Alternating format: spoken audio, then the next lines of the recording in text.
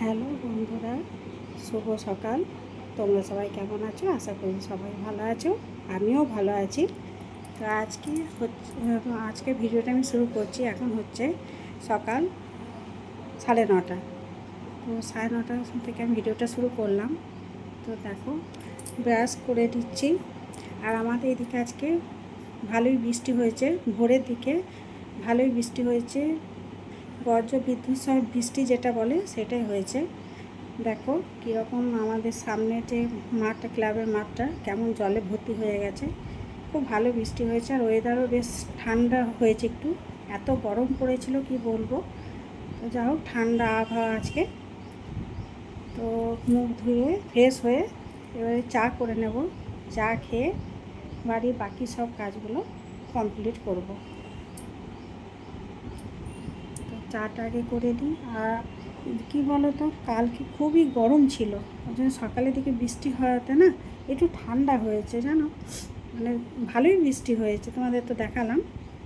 তো দেখো, আমার চা করা হয়ে গেছে। চা আর একটা টোস্ট নিয়ে বসেছিলাম চা খেতে।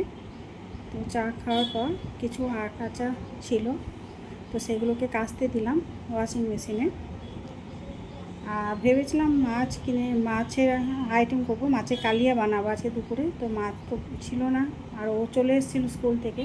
তো আমি ভাবলাম ঘুরে আসি বাজার থেকে, তাই ওয়াশিং মেশিনে কাপড় কাচতে দিয়ে আমি চলে গেছিলাম বাজার। তো ঘরে বাকি কাজগুলো তখন সারা হয়নি, তো ওই জন্য আগে বাজার গেলাম। তো বাজারে দেখো মাছ নিতে চলে এসেছি। রুই মাছ, কাতলা মাছ সবই ছিল। তো প্রায়শই আমার রুই মাছটাই বেশি খাওয়া হয়। তো দাদা বললেন, মাছওয়ালা যে দাদা বললো যে কাতলা মাছ নিয়ে যান বৌদি। তো আজকে কাতলা মাছ নিয়ে এসেছি, আর চিংড়ি মাছ নিয়ে এসেছি অল্প করে। তো দেখো বাড়িতে এসে আর ড্রেস চেঞ্জ করিনি, ওই ড্রেস পরেই বিছানাটা গুছিয়ে নিয়েছিলাম। ছেলে কলেজ গেল, আমি বাজার যাওয়ার আগে ছেলে কলেজ গেছিলো, তারপরে আমি বিছানাটা পরিষ্কার করে গোছাতে পারলাম।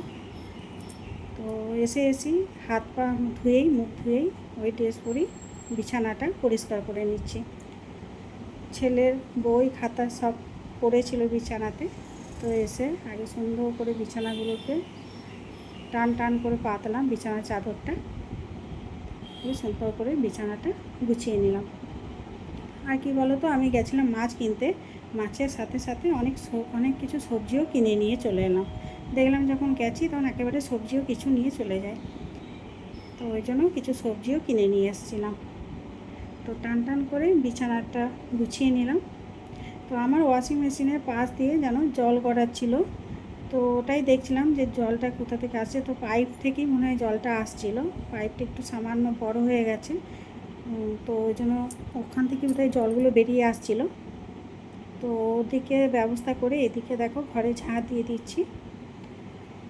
তো ঘরে ঝাঁটটা দিয়ে তারপরে আমি রান্না বান্না বসাবো। অনেক দেরি হয়ে গেছে জানো, মানে বাজার করে আস্তে আস্তে অনেক দেরি হয়ে গেছে। আমি এখনও টিফিন করার সময় পাইনি, এখন নাই করে 12:30 বেজে গেছে জানো।